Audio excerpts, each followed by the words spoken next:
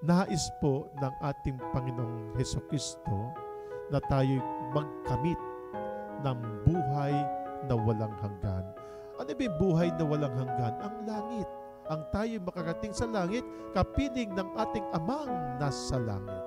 Ang namumuhay sa katotohanan at lumalapit sa ilaw, sa gayon, nahayag na ang kanyang mga ginagawa'y pagsunod sa Diyos. Naas lamang pong parating sa atin ng ating Panginoon Diyos na tayo ay makarating o makatanggap ng buhay na walang hanggan. Habang tayo ay nandito po sa ibabaw ng lupa, nabiyayaan na po tayo ng buhay na ito. Pero, ang buhay na ito ay kinakailangan magkaroon ng pagpapatuloy doon sa kabila. Ito nga po yung walang hanggang buhay. Ang buhay sa kalangitan, ang buhay natin sa ating Panginoong Diyos.